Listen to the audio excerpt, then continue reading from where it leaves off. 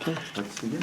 So, these are the remaining exams from last time. We're going to pretty much spend the whole class like trying to finish them up. So hopefully you actually attempted them yesterday or last night. Now we're just going to try to get through them. So just going to jump in. Starting with example 5. Y equals x plus 1 over x plus 2. How do we differentiate? Yeah. So it's the quotient rule. Quotient rule. So we have two functions being divided. This is like an f and that's like a g. Right? So the two functions being divided. And so when you have a quotient rule, what does the quotient rule say? Derivative top times the bottom.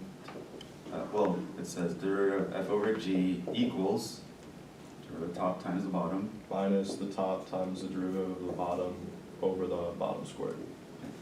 So you're pretty much, you have that template in your mind and that's what you're plugging things into. So this is, if you look at y prime, what's it going to look like here? F prime is what? Times g, which is x plus 2, minus f. What's g prime? It's also 1 over g squared. So it's all squared. So on the top you have x minus x, so those die, and you have 2 minus 1. So that just becomes, you just get 1 over this squared. That's your derivative.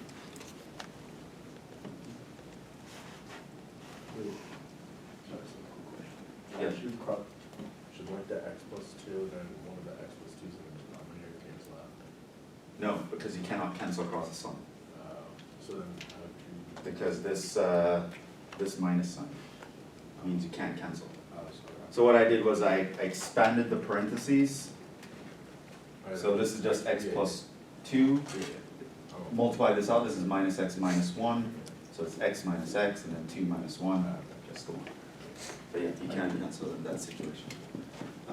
So now 6, y equals x squared over 2. What did you guys try for this? Thank you. You could do Yeah, Laura? it. You could take out the 1/2 and then multiply by x squared, and then you have the product rule. Okay, That and you what does could that find. mean? You could do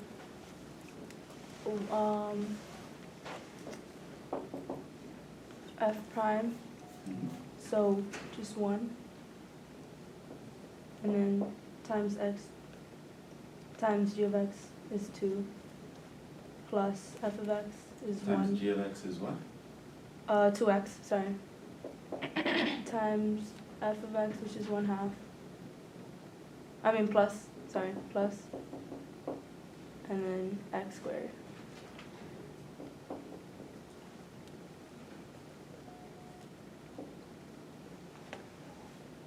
That correct?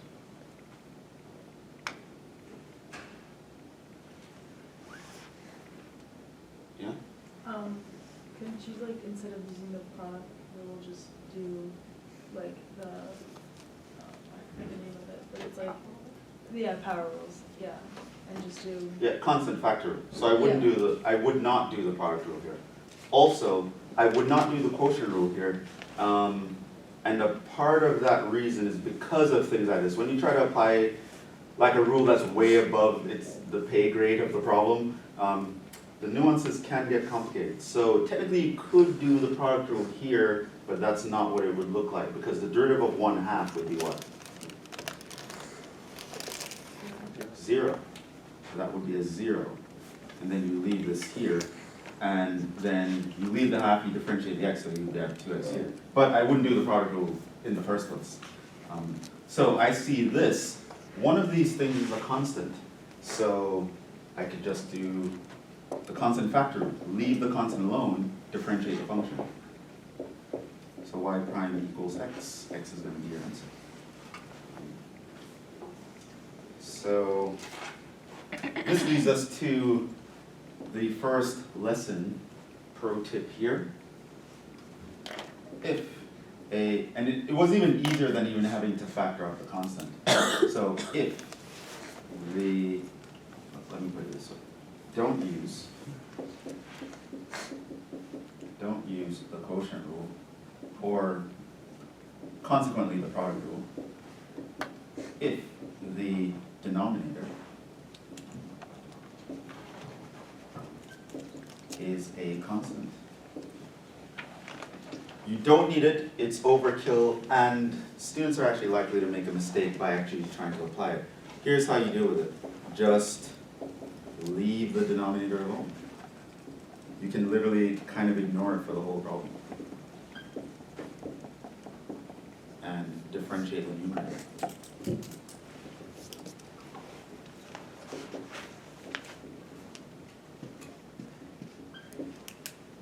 So another way to look at this, if I wanted to differentiate x squared over 2, basically, if the denominator is a constant, leave it alone. Don't do anything. Differentiate the top, 2x.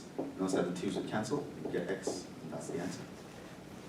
Just leave the denominator alone. You do not need the quotient rule or the product rule if your denominator is a constant. And not that the quotient rule would be incorrect, because you could actually do it with the quotient rule. If you wanted to apply the quotient rule, you wanted to differentiate, say, x squared over 2. Well, it's going to be the bottom times the derivative of the top minus the top times the derivative of the bottom, which is 0, over the bottom squared. Now, that would actually get you to the correct answer. The problem is, I don't know why, but statistically speaking, a lot of students get it wrong when they try it this way. Why? They forget to put in the 0. Students often forget this.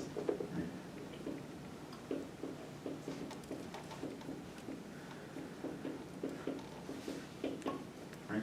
Once you try to make things a little bit more complicated than they have to be, students just have a habit of like dropping simple things, and they forget other things. And for example, whenever the top or bottom is a constant, students often forget that there is a 0 that applies. I don't know why, but they do. It's just how it goes. This would all simplify to x at the end of the day, but best case scenario, you just computed a term that was completely useless because now you just multiply by 0 and it kills everything. You just end up having to simplify all this other mess that you created. It just makes your life a little bit messier. Worst case scenario, you're going to forget to put a 0 there, and then you're going to mess it up. It's going to be completely the wrong answer. Another situation that often comes up is just that when your brain is trying to process multiple rules at the same time, unless you're really used to it, like you really practice a lot, it's super easy to actually mess up. So for example, if you had x over e squared, someone decides, hey, I'm going to use the quotient rule here. It's going to be the bottom times the derivative of the top minus the top times the derivative of the bottom. What's the derivative of e squared? E squared, or 0. It's 0. You see, you had that initial reaction to that e squared. It happens on a test all the time. So the correct thing to put here is 0. Most students would actually put back the e squared, e to the 4th.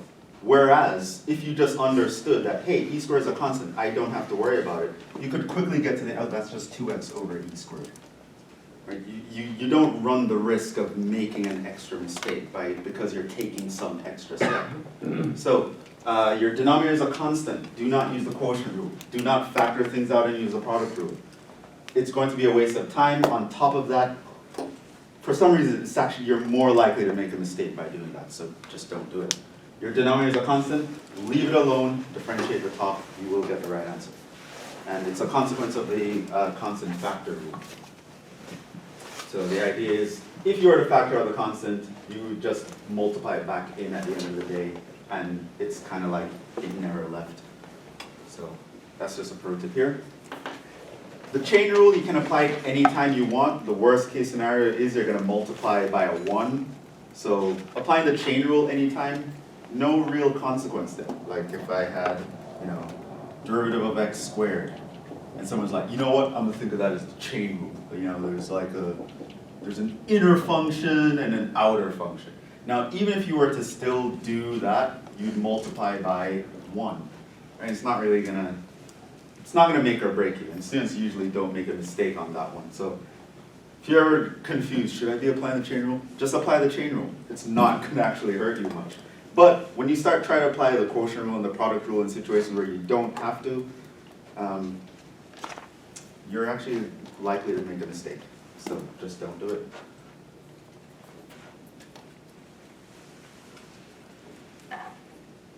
Moving on to problem 7. How do you guys do this one?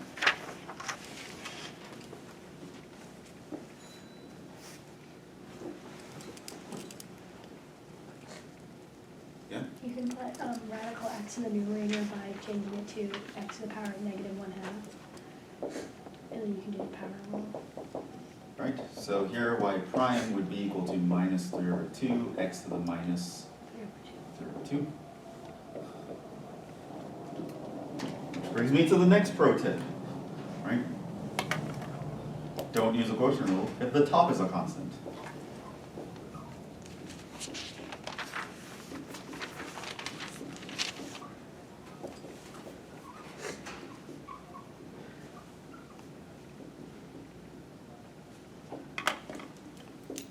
What you do is bring up the top, bring up the denominator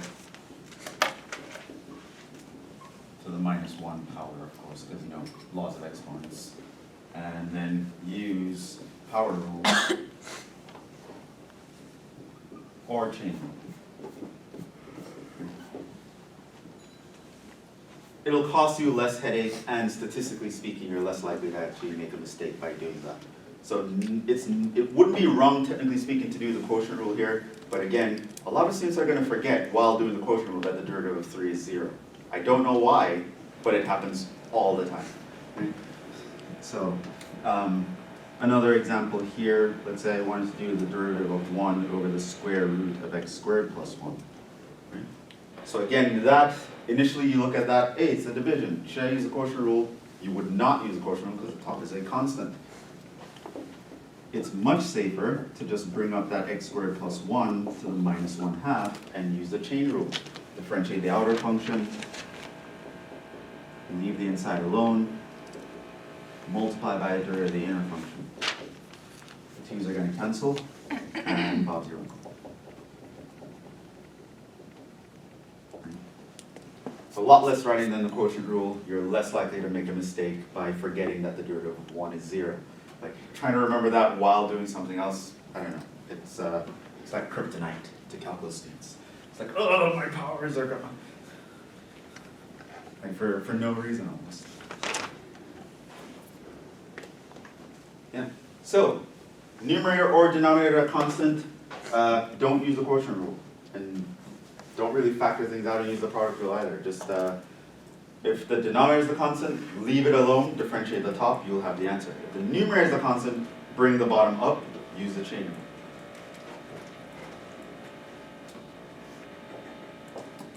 More likely to get it right most of the time. So, you have 4 over x squared. How do you do x cubed? How do you do that?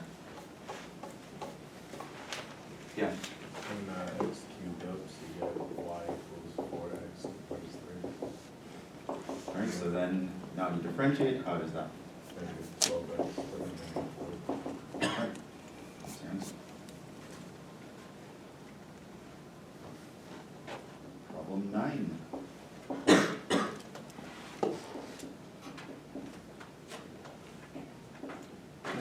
How would you do this one?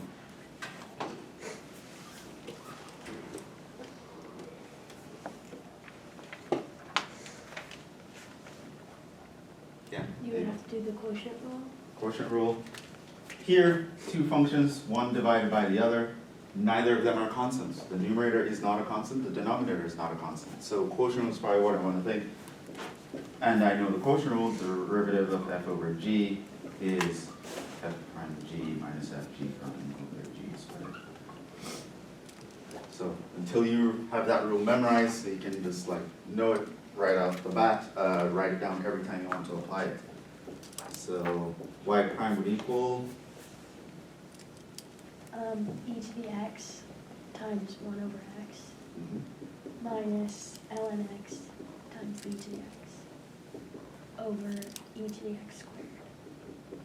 can you simplify that? You can take out an e to the x in the numerator Mhm. and then cancel it out. What would be left over? 1 over x minus ln x. And then it'll be over. So this cancels that. So you have 1 over x minus ln x over e to the x. That's fine. If this were your textbook, they'll probably rewrite it in a different way. Because they probably wouldn't like the compound fraction in there, so they would multiply by an x over x to kill that fraction. And so you'd have 1 minus x ln x over x e to the x is probably how a textbook would record the answer. So just notice that those are the same thing.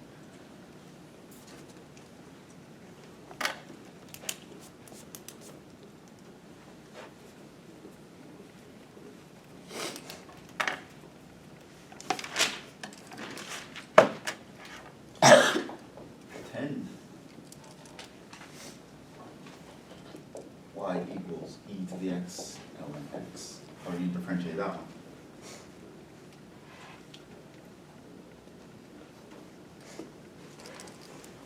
Product rule. Huh? The product rule. Product rule. So here I have two functions being multiplied by each other, f and g. Neither of them are constant, so I can do the product rule. What does the product rule say? Well, by now we know that is the derivative of f times g, f times g plus f times g prime. So now, just want to plug those in. Y prime would be equal to, well, we already saw the derivative of these guys. So f prime derivative of e to the x is e to the x times g, which is ln of x, plus f e to the x times g prime derivative of ln x is 1 over x. We saw that last time. So that's that. If you want, you could factor out the e to the x here, but I don't need to. Factoring out is especially important if I want to like cancel something in denominator. So I definitely encourage you to factor in this situation, but if it's just nothing's going to cancel out, I'm not going to really care.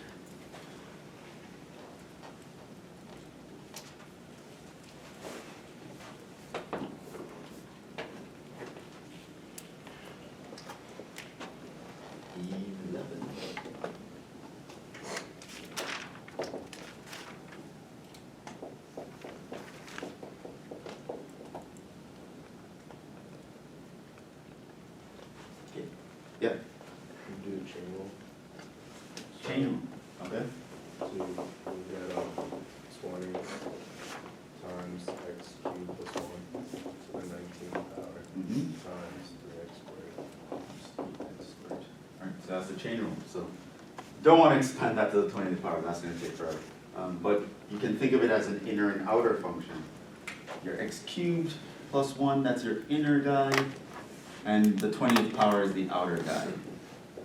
So you differentiate the outer one using the power rule, bring the power down, subtract 1 from the power, leave the inside alone. I don't do anything to that yet, but then you multiply by its derivative at the end of the day. And customarily, something like this we actually simplify. Just take the 3x squared, multiply by the 20, gets 60x squared. You can't bring this into parentheses because that's to the 19th power, these aren't, so that's how that works.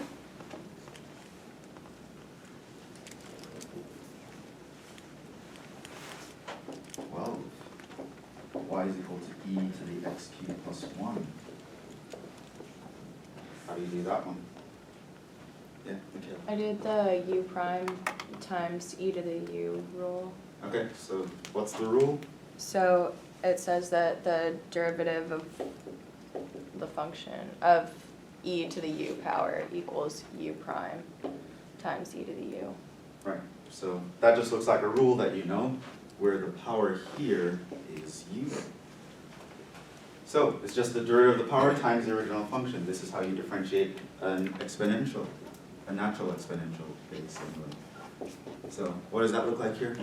3x squared times e to the x cubed plus 1.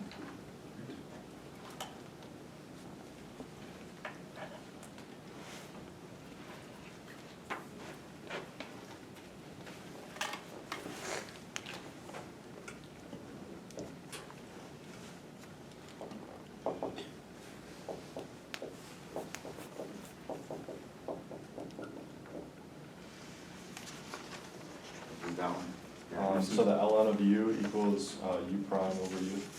Be careful, derivative. The derivative, sorry. Don't forget that. Derivative of ln of u is u prime over u. So then I got 3x squared plus 2 over x to the third plus 2x plus 1. Yep. That's what it is. It's just knocking these off.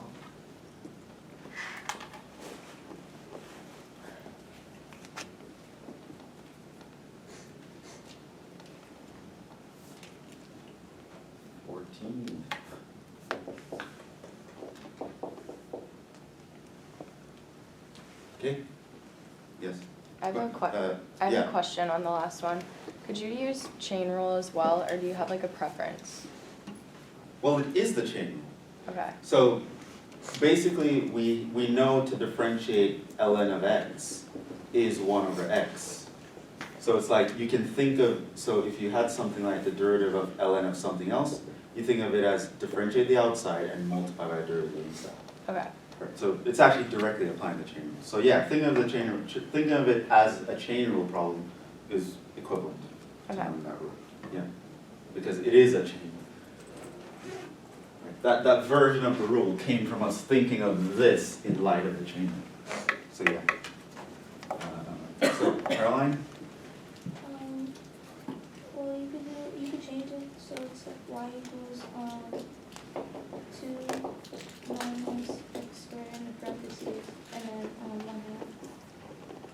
And then you could just do Chain rule, what does that look like now? a half parentheses 2 minus x squared minus a half and then exponent times 2x, negative 2x. Negative 2x. The 2's can cancel here, that's the cross multiplication. So you have minus x times 2 minus x squared to the minus a half, and that's fine.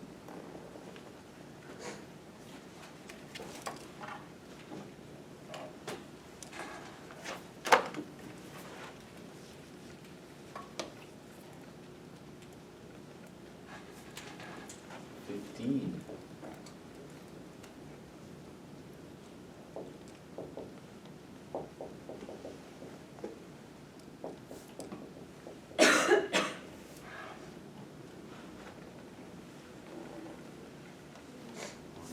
this one.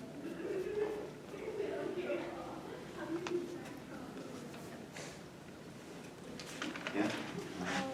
Well, I did the product rule with it. Okay, how do you do that? Yeah. How? I just brought the x plus 4 to the sixth up What does it look like? to negative 6. And then I did it from there. So yeah, I just did x plus 1 in parentheses times negative 6 x plus 4 in parentheses to the negative 7 times 1 and then minus x plus 4 to negative 6. You mean I mean plus? plus, my fault, Yeah. plus x plus 4 to negative 6 times 1. And I just basically solved it out and I got negative 6.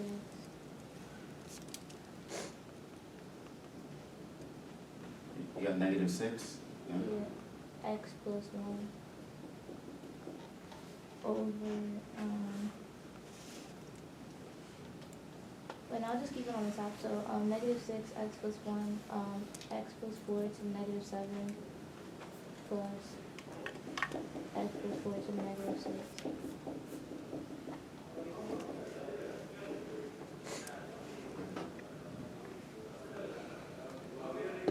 So that's actually correct.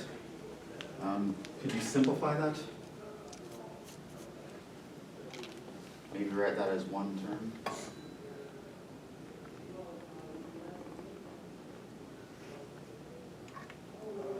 Good. Future example of that. We're gonna have to simplify some of the other ones, so let's not waste time on that. Or someone probably thought of this as the quotient rule. Can you give me a quotient rule version of this solution?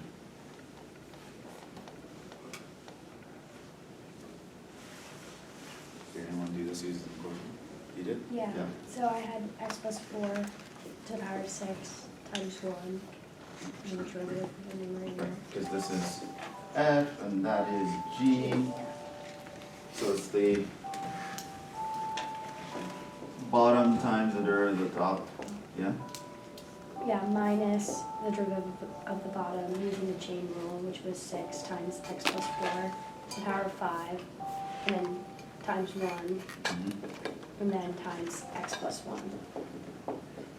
And then all over x plus 4 to the 12th. Mm-hmm. Are those the same thing?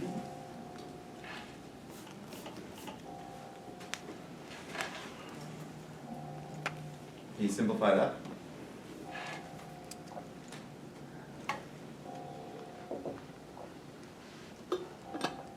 You can take out x plus 4 to the 5th from the You can take out x plus 4 to the 5th. What would you have left over inside? x plus 4 minus 6 times x plus 1. Minus 6 times x plus 1.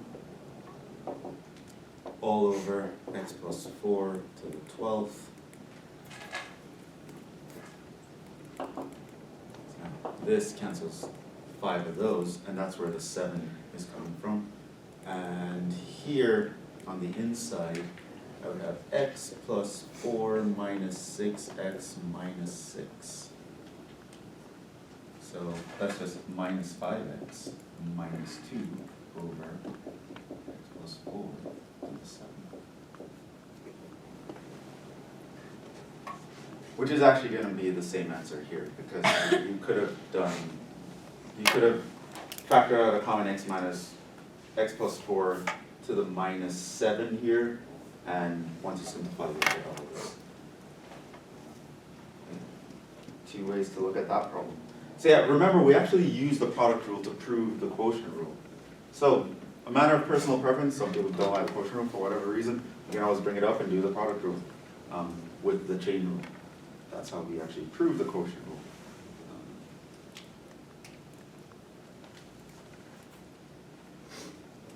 Yeah, I don't really have anything to say about that. It's not like students will usually get it wrong by doing that, so I don't really have a personal preference, just it's up to you. For me, I don't think the quotient was that bad. I don't need to avoid it, but some people like to avoid it. Let's move on to 16.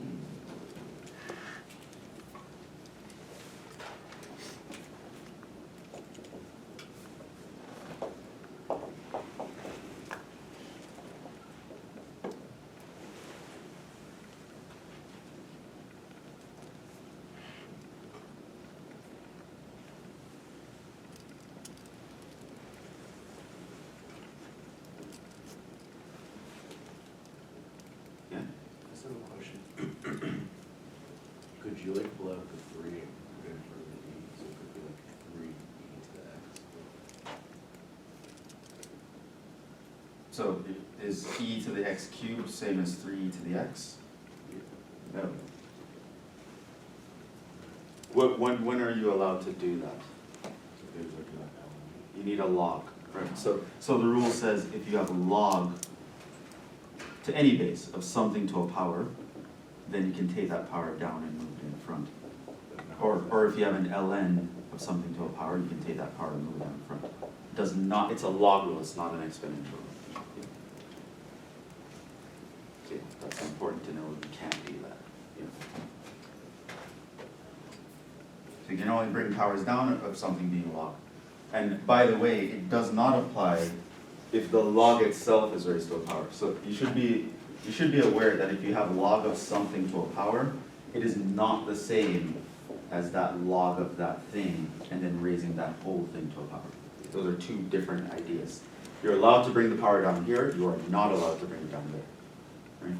So if I have ln of x cubed, I can write that as 3 ln of x, that's correct. If I have ln of x cubed, then I have ln of x cubed, like there's nothing else I can do with that. So, the little nuance, very important that you have those in check, so I'm glad you asked. No, you cannot move that down for an exponential, you can only move powers down on logarithms. Yeah. Would have been nice though, but it's not legal, unfortunately. So, how do we want to do this? Yeah? You would have to use the quotient rule. Quotient rule. F, G. So, quotient rule.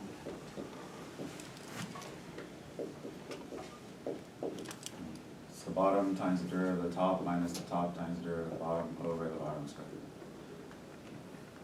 So you'd have ex to the third times 1.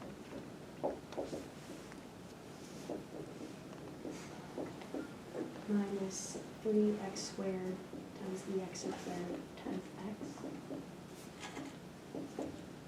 over ex to the third squared. And then you can take out an ex to the third. And then you get 1 minus 3x to the third over ex to the third squared. And you can cancel it out.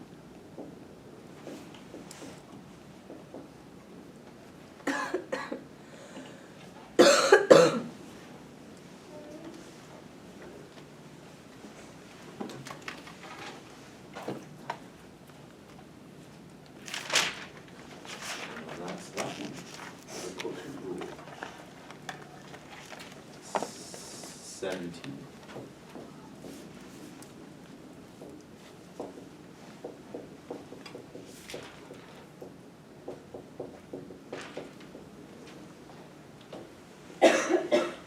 What do you want to do here? Yeah? So is the boundary, Product rule? Two functions multiplying each other. So we know how to differentiate that. F times g, well, that's f prime times g plus f times g prime. Okay, so this is going to look like 2x plus 1 to the 8 times 5, in parentheses x squared plus 1 to the 4 times 2x plus x squared plus 1 to the 5th, in parentheses, times 8, in parentheses 2x plus 1 to the 7th, times 2. Right, so did the other way here, but in the product rule it doesn't, actually the order doesn't matter.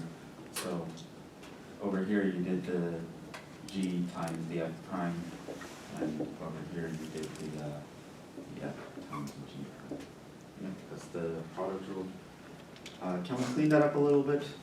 Can we simplify?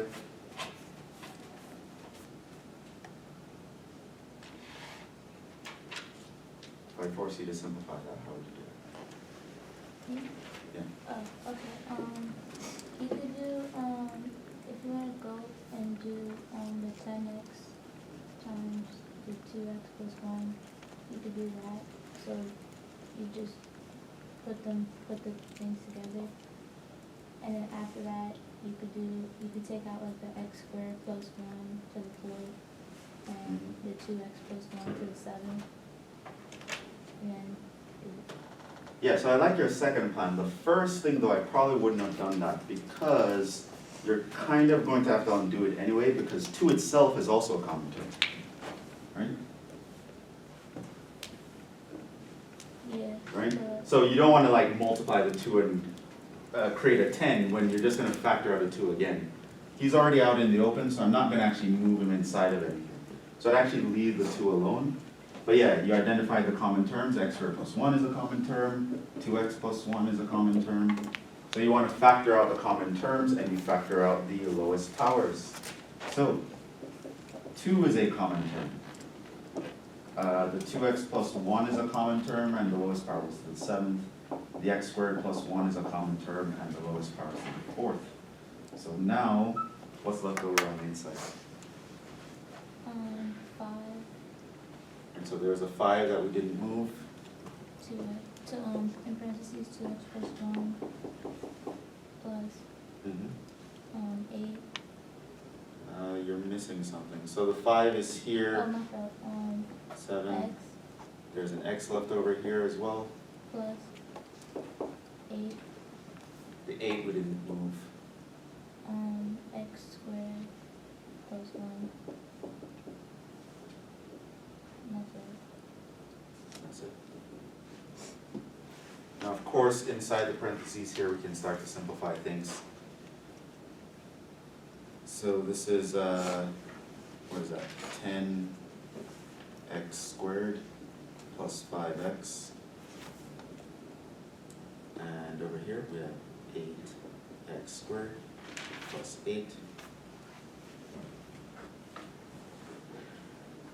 And so now we can actually, 2 times 2x plus 1 to the 7th times x squared plus 1 to the 4th times 18x squared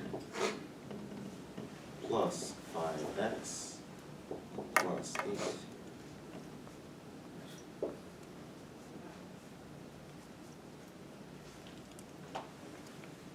So, remembering how to do that is going to be important for the next problem. So one way you can simplify things, it usually means to factor, but it's of course most useful if you have like a division. So you factor the top and bottom and you cancel common factors. So let's do 18.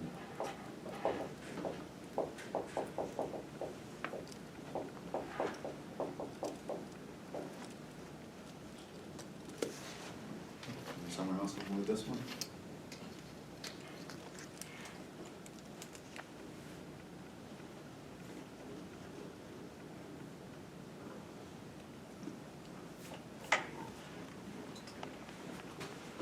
Yeah, that was a division. That's a good question. Yeah. Is there a way you could do like the chain rule for each one? Like, on their own? What do you mean, Like, I'm trying to say like, so the question is 2x plus 1 to the 8th, and divided by, then x cubed plus 1 to the 5th. Is there a way where you could just take the derivative of each one of those terms, and then, like, first, I kind of like add them together after, or you have to do it? well, what would you think the answer is gonna look like? Like, I understand like the product of the quotient rule, is there a way you can do like the chain rule first? And like, just get the derivative of each of them? Is that possible? No.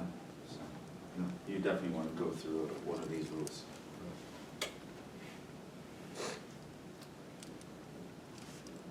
Okay. So, which one would you think applies here? Probably do the quotient rule. I think the quotient rule. So, think of this as the F, think of that as the G, and so we know that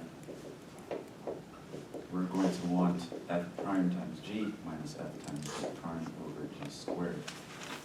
Try to apply that here. What would the F prime look like? 8 times 2x plus 1 to 7 times 2. So the chain applies there, then And then you do, times x squared plus one to the fifth, minus two x plus one to the eighth, times five, x squared plus one to the fourth, times two x, all over x squared plus one to the fifth squared, one to the tenth. okay, simplify. Then you got your common factors, so you have two x plus one. With your common factor, two. And x squared plus one. What powers do we pull out for these? Two x plus one, that one to the seventh. X squared plus one, that one to the fourth. So then you times that, times eight. And then x squared plus one.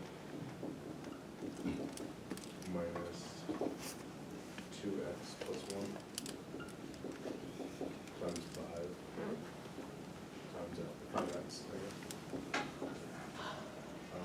All over x squared plus one to the 10. This Yeah. is gonna cancel like That's gonna four be- of those. Make it to the 6. Then, could you just bring that up and then call it a day? Well, I simplify inside of here. One is gonna be that 8x squared plus 8 minus 10x squared minus 5x.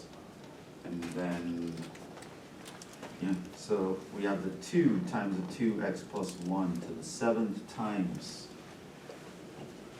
8x squared minus 10x squared minus 2x squared and minus 5x and plus 8 all over the x squared plus 1 to the 6.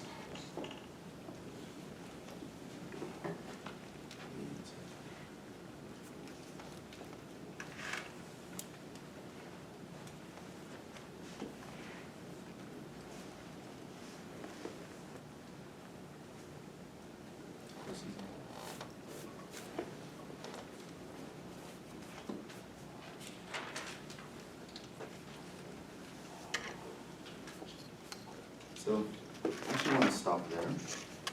So, if you haven't already, try 19 on your own. And we'll talk about that on Friday.